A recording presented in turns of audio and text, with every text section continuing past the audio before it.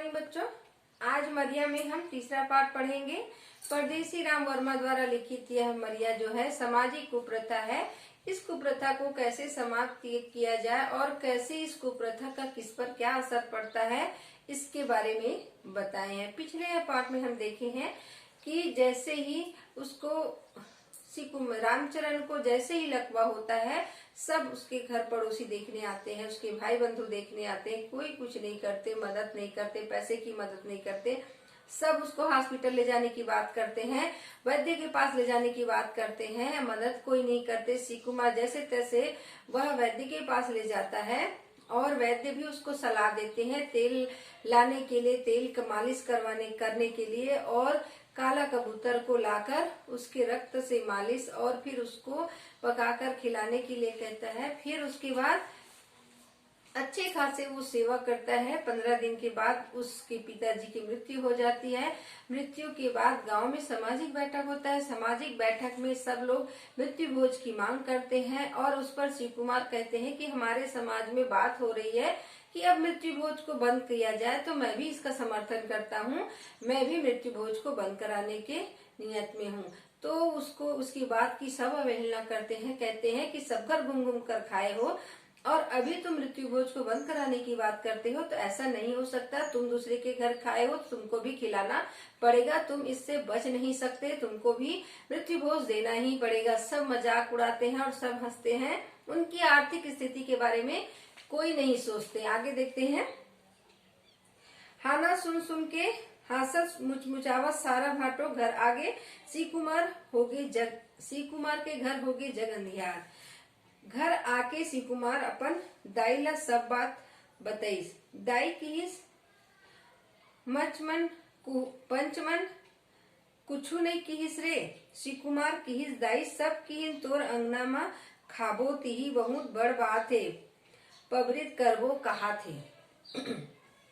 उसकी अपनी माँ को आके सब बात वो बताता है। उसकी माँ पूछती है कि पंच जो है, सरपंच जो होते पंच परमेश्वर कहा गया है, तो उन लोग कुछ बात नहीं किए। तो कहते हैं कि सब बोले हैं कि आपके आंगन में आएंगे और भोज करेंगे। आपके घर में अगर हम भोज करते हैं तो आपका घर पवित्र होगा, ऐसा सबने बात रखे हैं।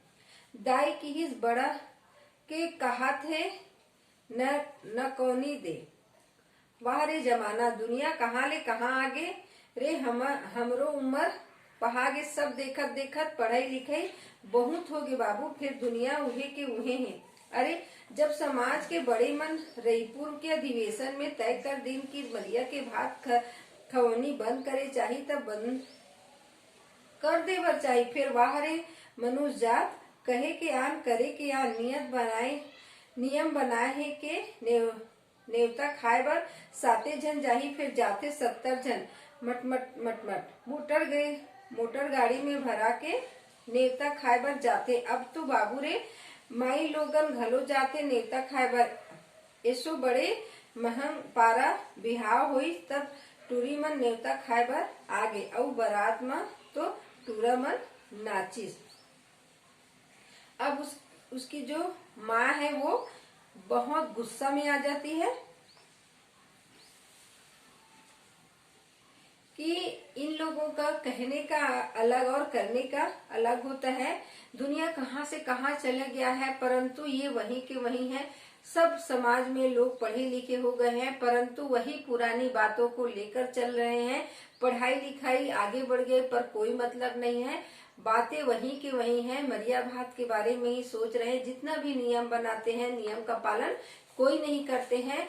यहाँ पर जो सगाई में ले जाते थे, उसकी भी बात किए थे कि सगाई में 7 को ले जाएंगे, परंतु जाते हैं 70 लोग और बहुत बड़ी बड़ी गाड़ी में जाकर जाते हैं, ठाट बाट से जाते हैं, उतने ही खर्चा करते हैं और उसका देखे फिर गरीब वर्ग उससे झुकते हैं, क्योंकि बड़े बड़े लोग ये शुरुआत करते हैं और छोटे लोगों को उसकी भुगतना पड़ता है। तो उसी बात को दुख जताते हुए उसकी जो माँ है वो कहती है, सब मंद महुआ पिए रथे नासे करही शिवकुमार समझिस।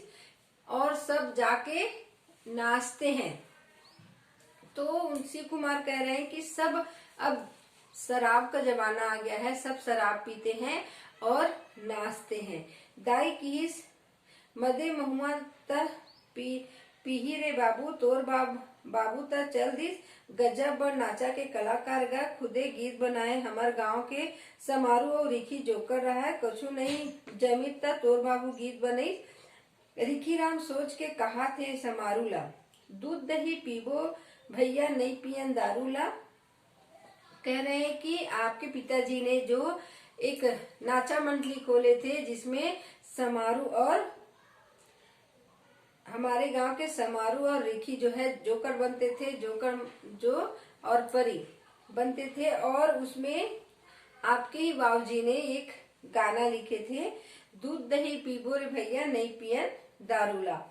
फिर होत के उल्टा दूध दही नंदागे सब धर ली दारू, दारू पी के पंचायती करते और मरिया के भात ला खाए बिन नहीं रहन की थे कहत कहत दाई डूडरी। शराब के नशा में सब कहते हैं कि दारू दूध दही ला पीबो भैया नहीं पियन दारू ला, पर उल्टा जमाना आ गया है, दूध दही पीछा चला गया। अब किसकी बारी है? दारू। घर घर दारू पिया जाता है और दारू के नशा में पंचायत में जाते हैं और उसी के नशे में फैसला करते हैं किसको क्या करना है, उन लोग को कुछ फिक्र नहीं है, जिसका जाता है उसी को दुख होता है। ऐसे कहते कहते वह रो पड़ती है, मरता क्या न करता आखिर 2 एकड़ खेत बेचागे खाद खवई मारी सिरागे रुपया खेत गए तब बैला ला घलो बेच दी। शिव कुमार खेतिया किसान ले मजदूर हो गए, बनिहार हो गए, रेडिया में गीत बाजा। 2 एकड़ खेत था उसके पास, अब खाद खवाई जो उसके भोजन का खर्च है, खाना है, उसको सब मेवा खिलाना है, तो सबका खर्च के लिए 2 एकड़ खेत था वो भी बेच दिए, और उसके बाद खेत बेचने के बाद बैल था उसको भी बेच दिए। अब वो उसके बाद कुछ नहीं बचा, अब वो किसान से मजदूर हो गया। अपने पिताजी के मरिया भोज को खिलाने के लिए अपने खेत को बेच दिया, और खेत न रहने से बैल को भी बेच दिया। अब कुछ नहीं रहने से वो सिर्फ मजदूर हो गए, दूसरे के घर में मजदूरी करने जाते थे। अब बनिहार मन किसान हो गए, हमार देश में बिहान हो गए। बनिहार जो थे वो किसान हो गए, हमारे देश में बिहान हो गए। तो क्योंकि पहले जमींदारी प्रथा थी, जमींदारी प्रथा में क्या करते थे, जमींदार जो है पूरे जो जमींदारी जितने गांव उसकी जमींदारी में आती थी उतने गांव के खेत उस जमींदार के अंदर में रहता था, उसी जमींदार का होता था।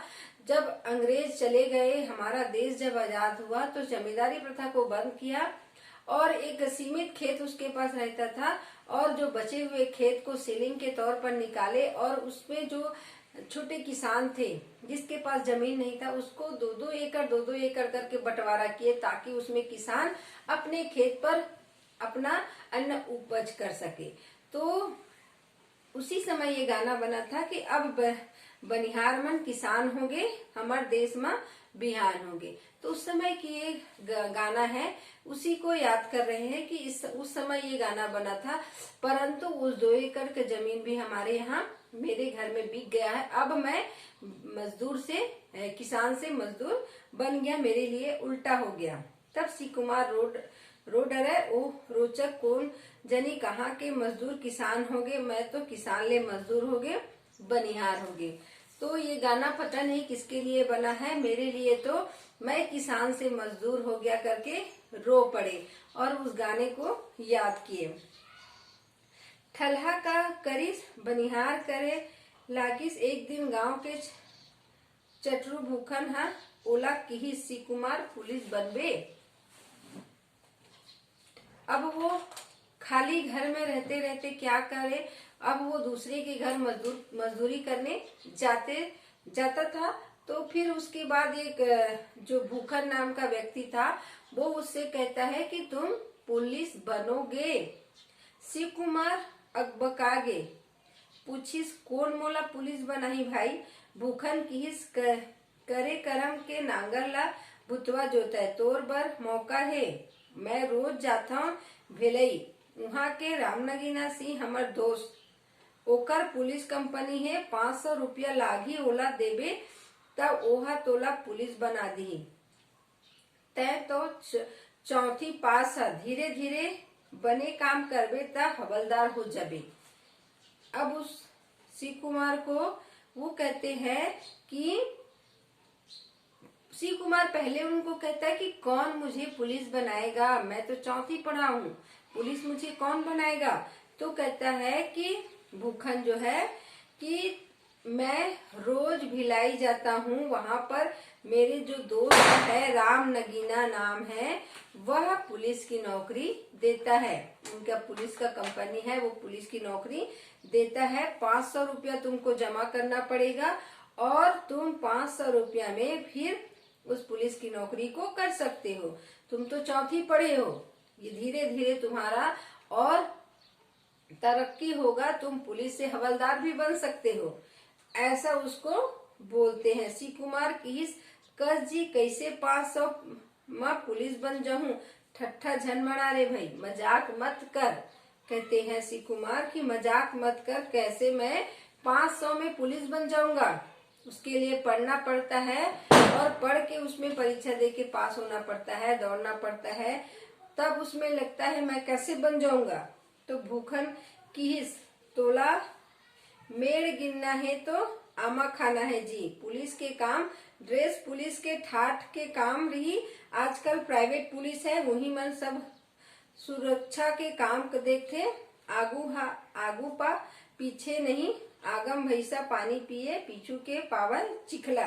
अभी भर्ती चला थे, काल तय बता दे बाबू। भूखन कहते हैं तुला पेड़ गिनना है या आम खाना है। पेड़ से मतलब भैया आम, तुम आम की चिंता करो, पुलिस का काम है, ड्रेस पुलिस का रहेगा, ठाट बाट भी पुलिस का ही होगा। आजकल प्राइवेट पुलिस बहुत है, उसी में सब सुरक्षा के काम देखे जाते हैं। आगू पाही पीछे पाही चिखला। जो जानवर होते हैं तालाब में जाते हैं पानी पीने के लिए, जैसे ही तालाब में जाते हैं, जो शुरू में तालाब में जाते हैं वो साफ पानी पीते हैं, और वो जानवर है, जानवर का उतना दिमाग नहीं फैलता कि कैसे हमको जाना है, कैसे पीना है, कैसे निकलना है।